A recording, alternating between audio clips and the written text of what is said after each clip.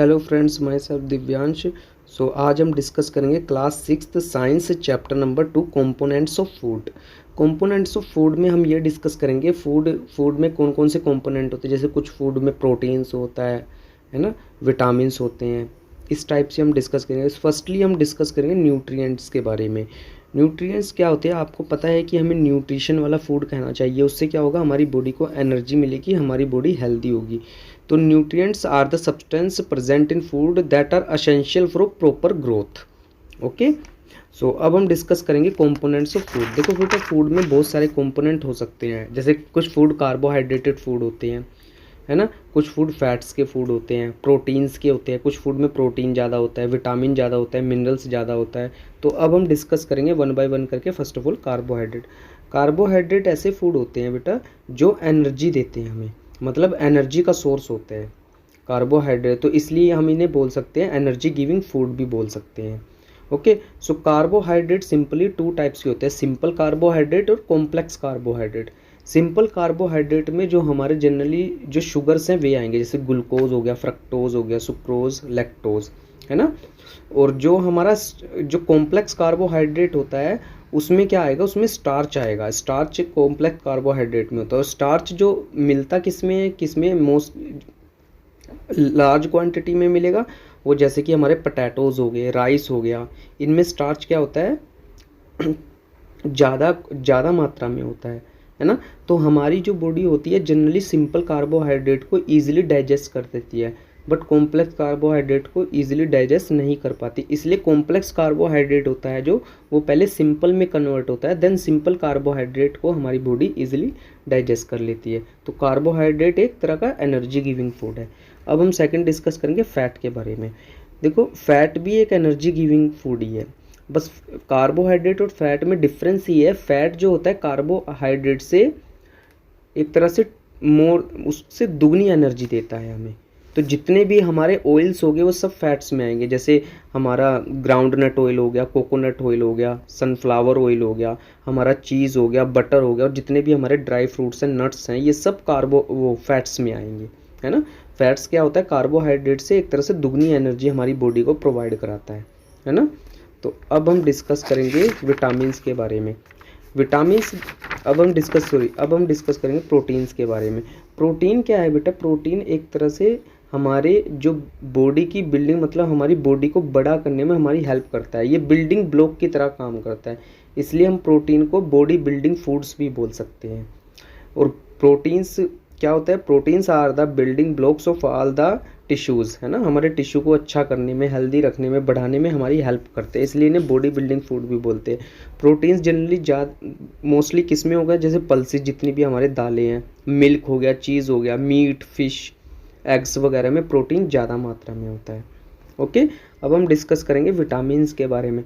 Vitamins क्या होता है बेटा, विटामिन्स प्रोटेक्टिव फूड होता है। मीन्स कि जो अगर हम विटामिन्स वाला फूड खा रहे हैं तो विटामिन जो प्रोटेक्टिव फूड है वो हमें जो डिजीज़ होती हैं, रोग होते हैं, उनसे लड़ने में हेल्प करता है vitamin food.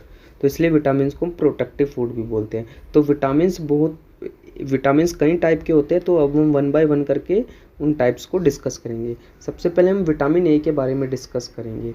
Okay, vitamin A जो इसका फंक्शन क्या होता है, हमारी आइज़ को अच्छा रखने में, है ना, हमारी नज़रों को तेज़ रखने में।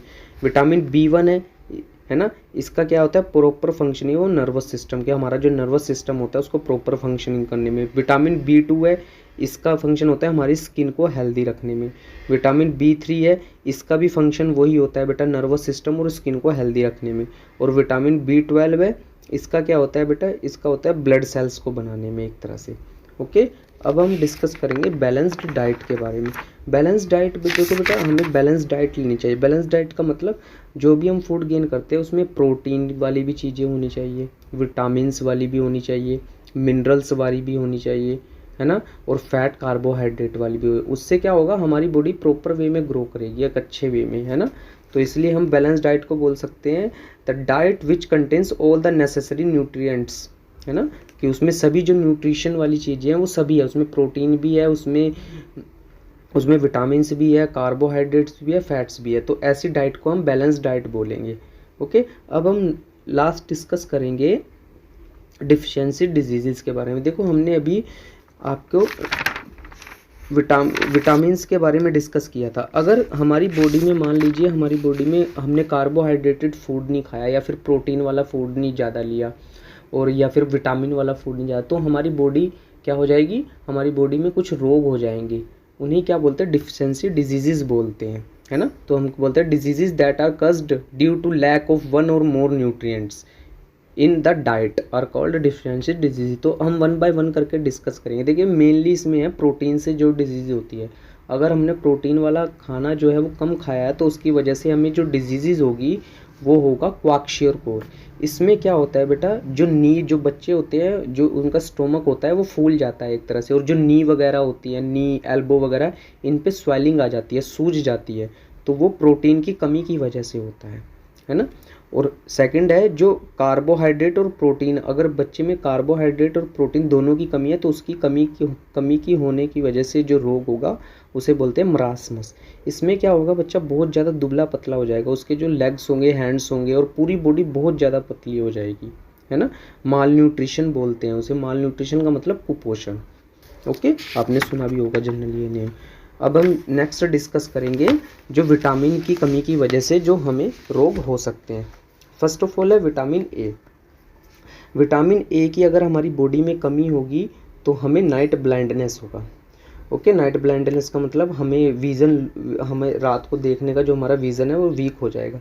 अगर हमारी बॉडी में विटामिन B2 की कमी, B1 की कमी होगी तो हमें बेरी हो जाएगा। बेरी का मतलब ये है बेटा कि हमारी मसल्स जो है वीक हो जाएगी। विटामिन B2 की अगर हमारी बॉडी में कमी होगी तो हमें स्किन डिजीज़ हो जाएगी, जैसे कि हमने पीछे पढ़ा था, है ना। और विटामिन B3 की वजह से पेलग्रा हो जाएगा। पेलग्रा में क्या होता है बेटा, हमारी स्किन इफेक्ट होती है और डाइजेस्टिव सिस्टम भी वीक हो जाता है। विटामिन B12 है, इससे कौन सी डिजीज़ होगी, अगर हमारी बॉडी में विटामिन B12 की कमी है, एनीमिया। इसमें क्या होगा, जो हमारे रेड ब्लड सेल्स है ना, वे क्या होंगे, red blood cells proper way में बन नहीं पाएंगे। ओके, विटामिन C है, इसकी वजह से हमें स्कर्वी हो जाएगा। स्कर्वी में क्या होता है बेटा, हमारे टिथ वगैरह जो है ना ये ख़राब होना स्टार्ट हो जाते हैं। अगर हमारी बॉडी में विटामिन D की कमी है तो हमें रिकेट्स हो जाएगा। इसमें क्या होगा, हमारी बोन्स वगैरह वीक होना स्टार्ट हो जाएंगी, है ना।